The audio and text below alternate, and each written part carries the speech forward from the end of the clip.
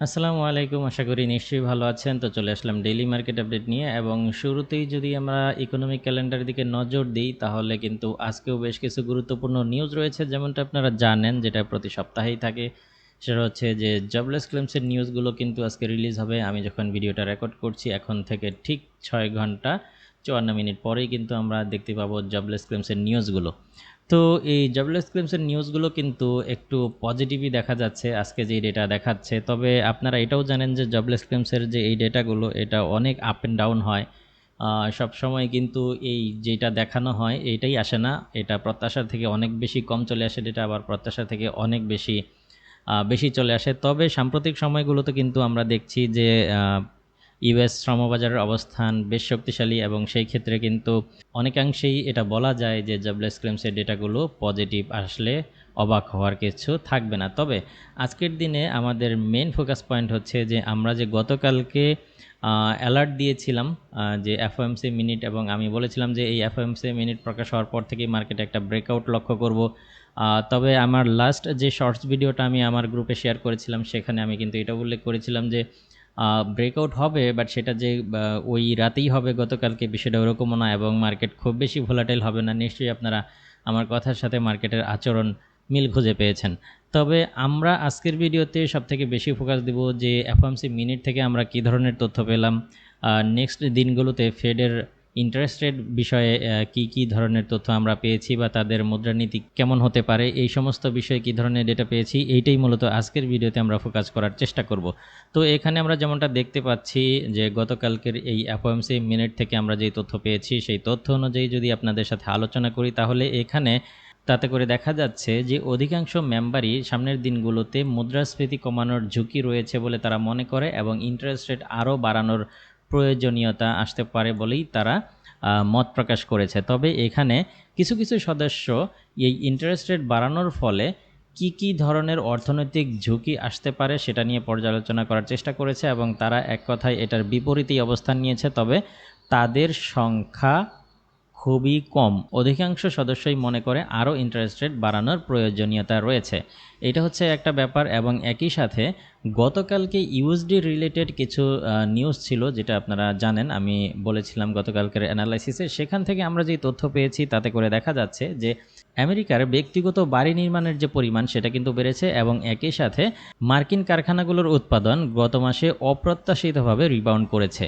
এই যখন অবস্থা তখন আজকের দিনে সবথেকে বেশি যেটা আমাদের সামনে চলে এসেছে সেটা হচ্ছে যে আজকের দিনে ইনভেস্টররা বা আপনি যদি বলেন যে বিনিয়োগকারীরা বা অর্থনীতিবিদরা কিন্তু সবথেকে বেশি ফোকাস করবে জবলেস ক্লেমসের ডেটার দিকে। কারণ এই জবলেস ক্লেমসের ডেটা আজকে কিন্তু প্রচুর পরিমাণে পজিটিভ রিলিজ হওয়ার একটা সম্ভাবনা রয়েছে এবং এটা ডেটা এখানে অলরেডি দেখাচ্ছে। এটা যদি আসে তাহলে কিন্তু ইউএস ডলার অনেক বেশি স্ট্রং হয়ে যাওয়ার সম্ভাবনা কিন্তু এখানে তৈরি হবে। তবে যেটা আমরা এক কথায় বলতে পারি, যেহেতু অধিকাংশ ফেড কর্মকর্তা এই এফওএমসি মিটিং থেকে তারা ইন্টারেস্ট রেট বাড়ানোর বিষয়েই হচ্ছে একমত পোষণ করেছেন, সেই ক্ষেত্রে কিন্তু ডলার কিন্তু আরও শক্তিশালী হওয়ার সম্ভাবনা কিন্তু আমরা দেখতে পাচ্ছি। এবং অলরেডি আপনারা যদি এটা টেকনিক্যাল চার্ট প্যাটার্নে যদি লক্ষ্য করেন, যেমনটা আমরা হচ্ছে এই পুরো সপ্তাহ জুড়ে আলোচনা করছিলাম যে ডিএক্সওয়াই চার্টটা এই রেঞ্জের ভেতরেই ছিল গত 3 দিন। এখান থেকে কিন্তু গতকালকে নিউজের পরে হালকা হালকা করে হলেও আপনার ভোলাটাইল না হয়ে একদম স্লোলি কিন্তু ডলার ইন্ডেক্সটা আমাদের যে লাস্ট রেসিস্ট্যান্স জোন ছিল এটাকে কিন্তু ব্রেকআউট দিয়ে দিয়েছে। ছোট করে হলেও আমরা কিন্তু বলতে পারি যে এটা কিন্তু ক্লিয়ার একটা ব্রেকআউট। এই কারণ ডিএক্সওয়াই চার্টটি এই মুহূর্তে কিন্তু 103.575 জোনে অবস্থান করতেছে। তো আমাদের লাস্ট রেজিস্ট্যান্স জোন ছিল 103.484, এটাকে ব্রেকআউট দিয়ে লং টাইম এখানে প্রায় 4-5 ঘন্টা যাবৎ ক্যান্ডেল কিন্তু এখানেই সাস্টেন করতেছে।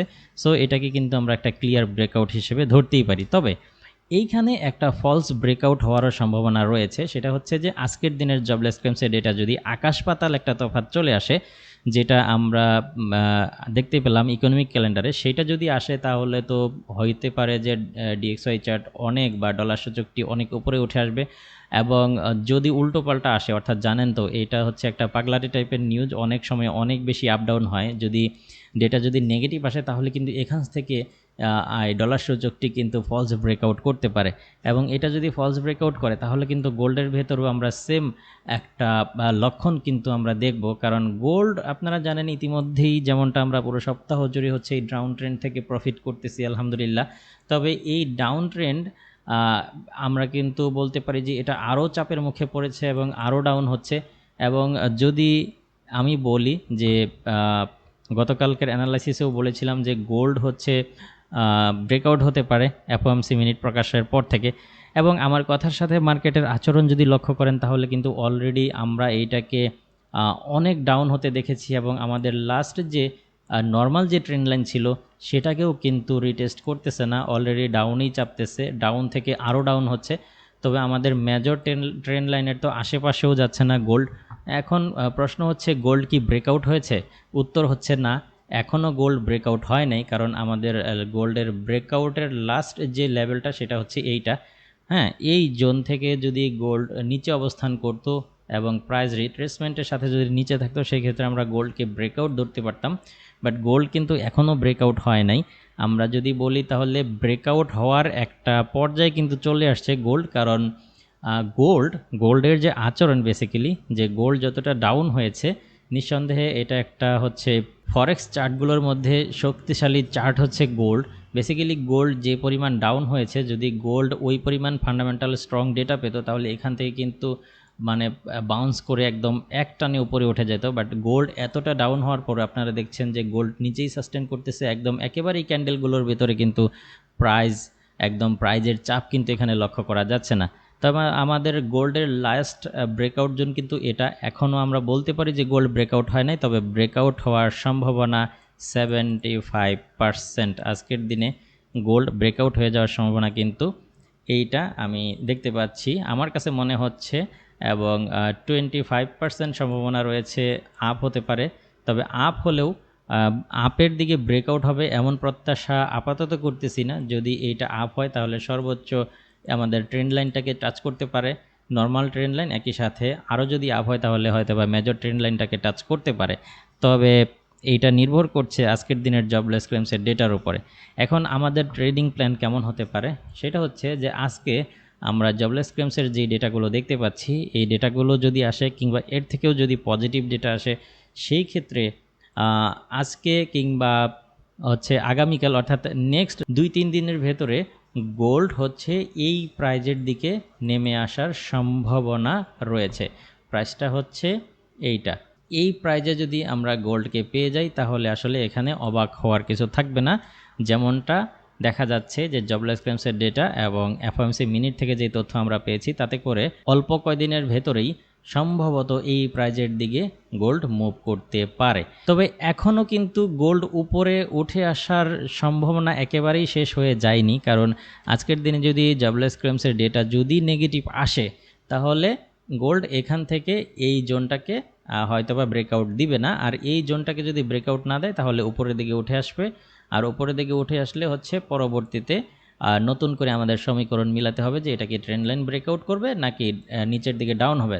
যদি জবলেস ক্লেমসের ডেটা হচ্ছে পজিটিভই আসে তাহলে কিন্তু এই জোনগুলোকে ব্রেকআউট দিয়ে এটা এই জোনে বা এই প্রাইজের দিকে ধীরে ধীরে আসতে পারে। আশা করি বুঝতে পেরেছেন। তাহলে আজকের দিনে আমাদের ট্রেডিং প্ল্যান হচ্ছে বর্তমানে যেই জায়গায় অবস্থান করছে গোল্ড, এখান থেকে আমরা কোনো প্রকার ট্রেডিং সিদ্ধান্ত নিতে পারছি না, তো সেই ক্ষেত্রে আমরা হচ্ছে এই প্রাইসটাকে ডিলিট করে দিতে পারি। এবং আজকের দিনে আমাদের ট্রেডিং প্ল্যান হতে পারে গোল্ড যদি উপরে উঠে আসে তাহলে আমরা সেল খুঁজবো, অবশ্যই আমরা গোল্ডের একটা সেল নিতে পারি, যদি উপরে উঠে আসে তাহলে এই প্রাইস থেকে সেল নিতে পারি, এবং এখান থেকে যদি ট্রেড ড্রডাউন করে তাহলে আমরা হচ্ছে আরও একটা সেল এই জোন থেকে নিতে পারি, এবং আমরা এই দুইটা সেলের স্টপ লস এখানে সেট করতে পারি।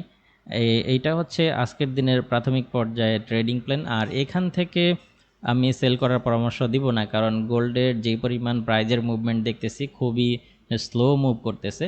তবে যদি এই এরিয়াগুলোকেও ব্রেকআউট দিয়ে নিচে নেমে যায় এবং নিচে নামার পরে প্রাইস যদি সাস্টেন করে এবং রিটেস্টের সাথে আবার নিচে নামতে থাকে তাহলে এখান থেকে রিস্ক নিয়ে সেল করতে পারেন। যারা রিস্ক নিয়ে সেল করবেন তাদের অবশ্যই ব্যালেন্স বেশি থাকতে হবে, সেই ক্ষেত্রে কিন্তু লং টার্মের জন্য একটা ড্রডাউন করার সম্ভাবনা তৈরি হবে। যদি কোনো কারণে ডেটা হচ্ছে পজিটিভ বা ডেটা হচ্ছে যদি নেগেটিভ আসে সেই ক্ষেত্রে কিন্তু লং টার্মের জন্য একটা ড্রডাউন হয়ে যেতে পারে।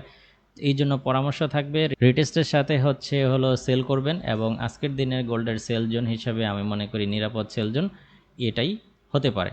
আশা করি বুঝতে পেরেছেন। এই ছিল আজকের অ্যানালাইসিস। দেখা হবে পরবর্তী ভিডিওতে অন্য কোনো টপিক নিয়ে। সেই পর্যন্ত আপনি ভালো থাকুন, সুস্থ থাকুন। আল্লাহ হাফেজ।